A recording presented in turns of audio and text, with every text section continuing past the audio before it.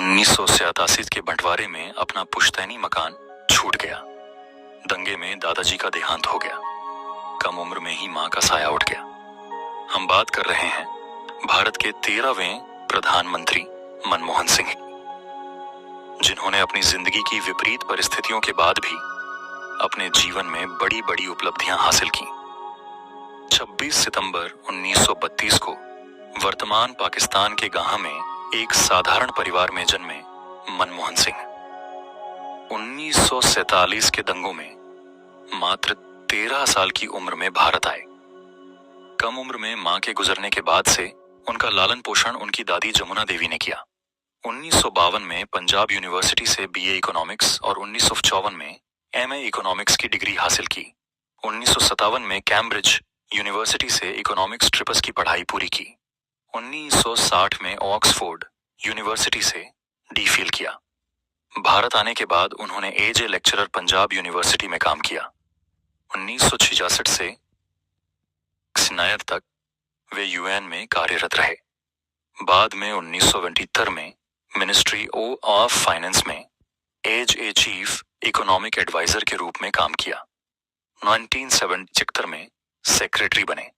1982 में आरबीआई के गवर्नर नियुक्त किए गए। 1990 में पीएम इकोनॉमिक अफेयर्स एडवाइजर के रूप में रहे। 1996 में यूजीसी के चेयरमैन नियुक्त किए गए। फिर जून 1958 में पीएम नरसिम्हा राव की सरकार में फाइनेंस मिनिस्टर के तौर पर पॉलिटिक्स में एंट्री मिली। 2004 में भारत के 13वें प्रधानमंत्री बने। वर्ष 2009 में यूपीए के दूसरे कार्यकाल में भी पीएम की कुर्सी संभाली। वे भारत के लंबे समय तक पीएम पोस्ट पर रहने वाले चौथे प्रधानमंत्री बने। वो एक महान अर्थशास्त्री ही नहीं, एक विद्वान नेता भी थे। उनके कच फैसले, जो भारत की इकोनॉमी और सेस सिंक टू वीडियो शाह के लिए बदल दिया। वो दौर जब देश आर्थिक संकट से गुजर रहा था, तब अर्थव्यवस्था सुधारने के लिए अहम फैसले लिए।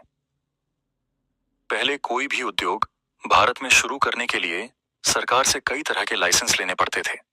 इसमें काफी समय लगता था और भ्रष्टाचार भी बहुत था।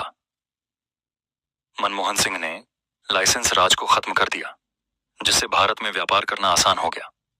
इंपोर्ट एक्सपोर्ट पर लगे प्रतिबंधों को कम कर दिया। देश में विदेशी कंपनियों को निवेश के लिए प्रोत्साहित किया, जिससे देश में न्यू टेक्नोलॉजी बढ़ा। अर्थव्यवस्था मजबूत हुई। वर्ष 2005 में उन्होंने national rural employment guarantee act NREGA लागू किया। इस योजना के तहत ग्रामीण इलाकों में हर परिवार को साल में कम से कम 100 दिन मजदूरी की गारंटी दी गई, और सरकार 100 दिन का काम नहीं दे पाती तो बेरोजगारी भत्ता देना पड़ता। बाद में इस योजना का नाम बदलकर Mahatma Gandhi national rural employment guarantee act MNREGA कर दिया गया। साथ में 2005 में आरटीआई एक्ट लागू किया गया। यह लोकतंत्र के लिए एक अहम फैसला था, जिसने आम आदमी को सवाल पूछकर जानकारी काट दिया। देश का कोई भी नागरिक सरकार के किसी भी विभाग से जानकारी मांग सकता था। इससे कर्मचारियों में एक डर आया कि जनता को जवाब देना होगा। वर्ष 2009 में उनके कार्यकाल में ही आधार कार्ड लाया गया, जो आज तमाम कामों के लिए एक महत्वपूर्ण डॉक्यूमेंट के रूप में यूज किया जाता है। देश के प्रधानमंत्री होने के बावजूद भी वह जमीन से जुड़े हुए व्यक्ति थे।